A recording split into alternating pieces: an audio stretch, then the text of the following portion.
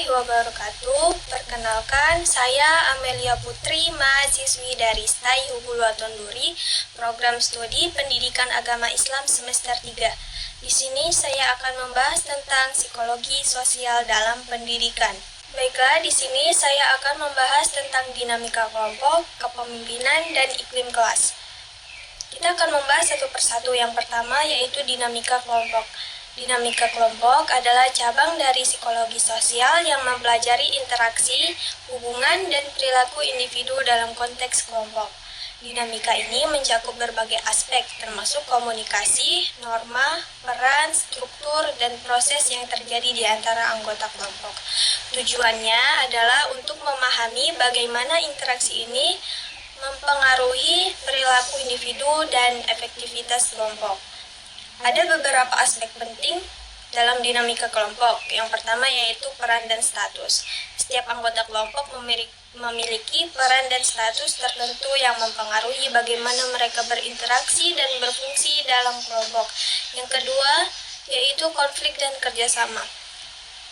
Kelompok sering menghadapi konflik dan tantangan dalam kerjasama. Yang ketiga, sasaran. Sasaran bersama menyatukan kelompok tersebut.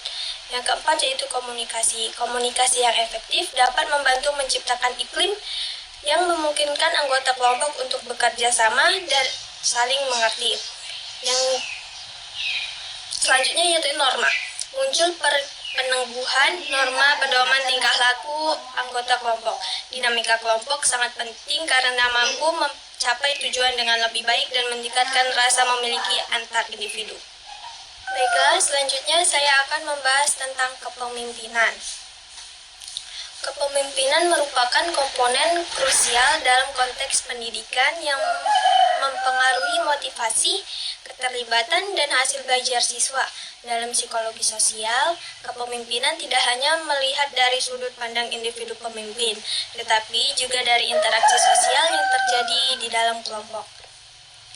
Selanjutnya yaitu iklim kelas.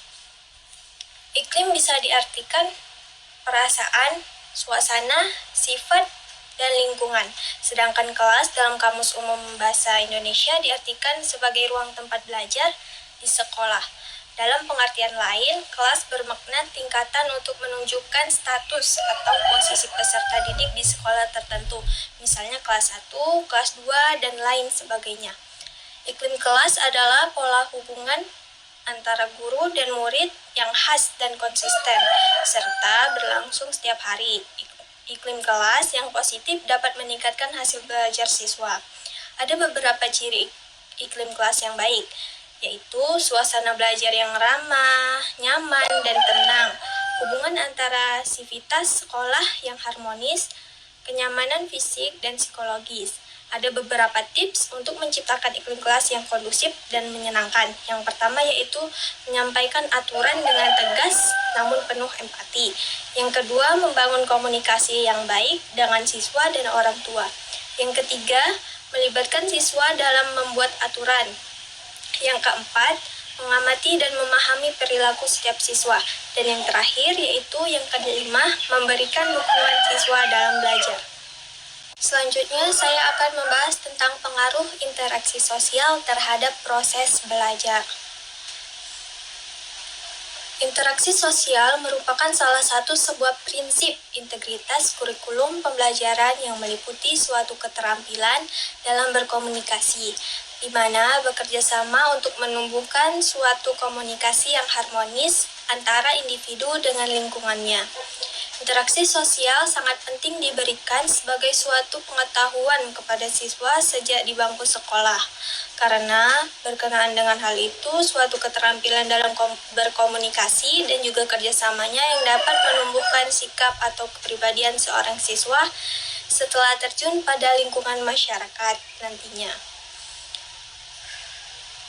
Interaksi sosial memiliki pengaruh besar terhadap proses belajar mengajar, di antaranya yaitu membantu mengorganisir pikiran, berinteraksi dengan orang lain dapat membantu pembelajaran, mengorganisir pemikiran, merefleksi pemahaman, dan menemukan celah dalam penalaran. Dapat membantu mempelajari materi dengan lebih efektif, Siswa yang berdiskusi dengan teman sebaya cenderung memiliki materi dengan lebih efektif daripada siswa yang hanya membaca atau mendengarkan materi.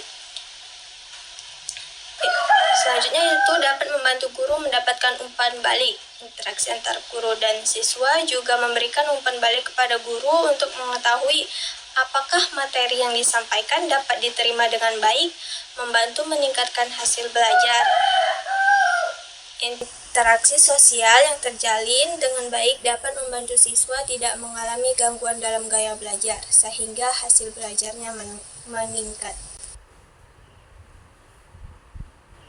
Baiklah, mungkin hanya ini yang dapat saya sampaikan. Lebih dan kurangnya saya mohon maaf. Semoga apa yang saya sampaikan dapat bermanfaat bagi kita semua. Saya akhiri. Assalamualaikum warahmatullahi wabarakatuh.